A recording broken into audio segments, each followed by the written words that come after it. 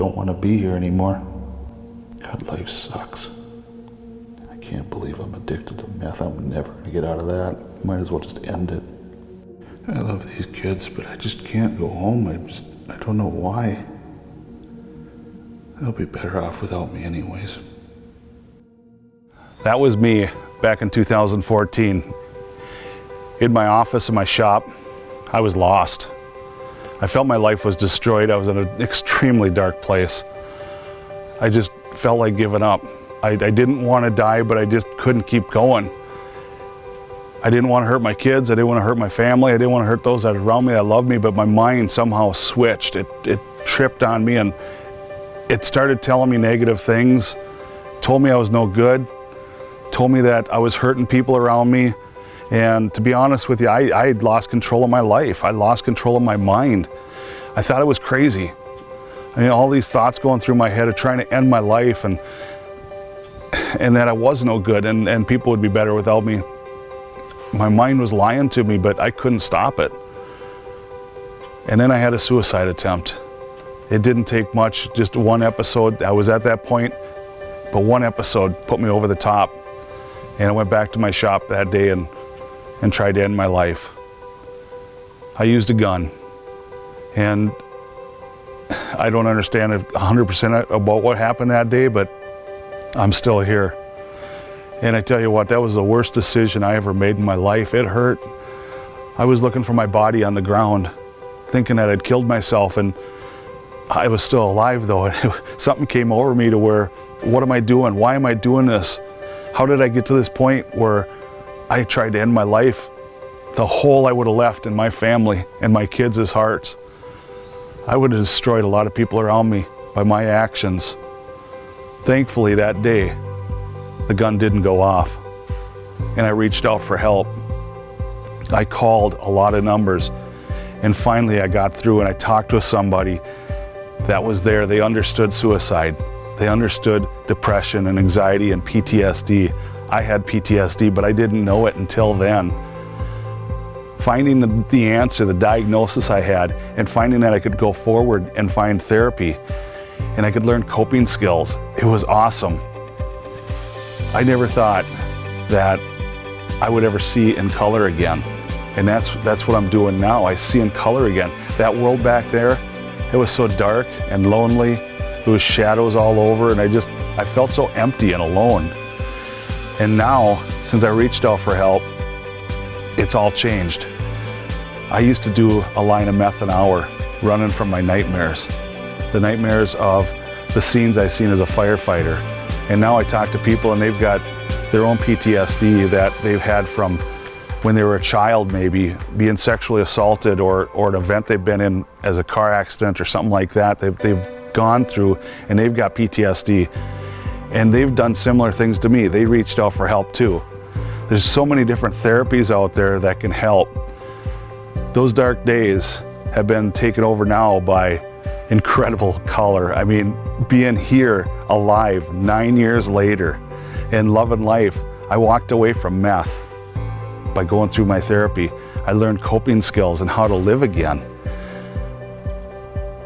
Every once in a while, I remember those times and how dark it was and how lonely it was, because I'm there with somebody else that just wants to talk, just wants to have somebody to listen to.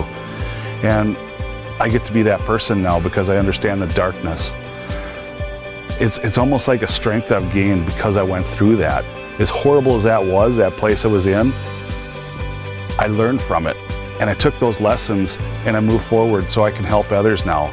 It's so important to take in, like the negatives in your life. Like my life was so negative back then and everything was negative. I couldn't focus on any positives.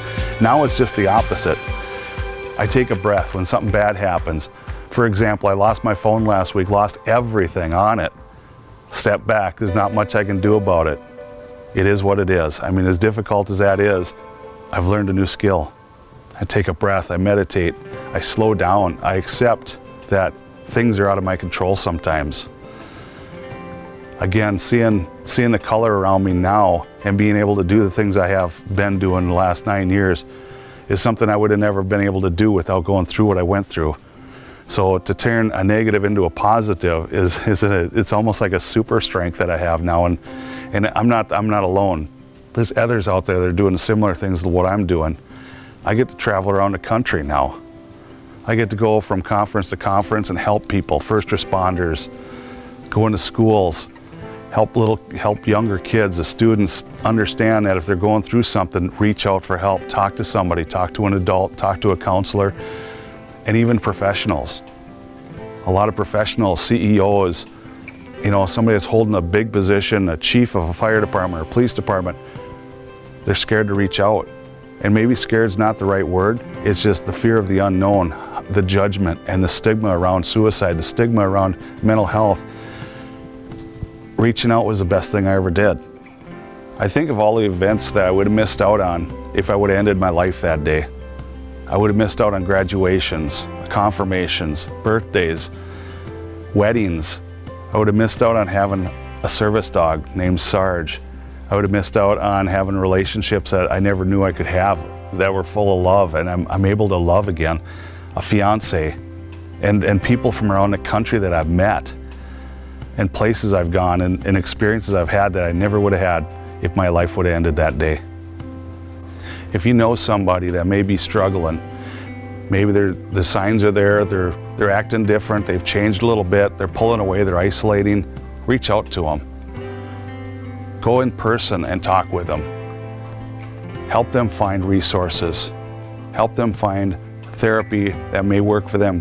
Take them for a ride, go with them to the therapy appointments. There's classes on suicide prevention. Sign up for them. The life that you save might be a loved one that's really close to you. It might be a total stranger. But by learning some of these skills of how to talk to somebody, how to ask them the question, are you thinking about taking your life? And how to go from there when they do say yes. And how to let them know that they're safe and you're safe to talk to. We're in this together. And when you use the we words, we can get through this together. We can find resources. We'll go to therapy. I'll drive you. I'll wait for you. We can go for lunch afterwards. Just be there for them. And if you can't be physically with them, the internet's awesome. I mean, we've all got the internet on our phone now or a laptop. Look for resources in their area. When I was in that place, I was paralyzed. I couldn't Google things hardly. I couldn't find things for myself because I didn't understand what was going on in my life. Having somebody else there to help me walk through that and find resources and find therapies. EMDR was one I used. It was amazing. There's so many new ones out there that it's endless what you can find out there for them. Just be there for them and show them that they're not alone and that you do care. If you're at that place where you think there's no other way out other than to take your life, please take a break, make a phone call, reach out to a loved one, a crisis line, anybody. By taking your own life, you will leave a hole in this world. The ripple effect, the people that'll be hurt. I get it. I was in that place too, and I didn't think that anybody would miss me. But now looking back at everything that has changed since then, I can honestly say that the world is a better place because I'm in it. And I know that the world's a better place because you're in it. So please reach out for help.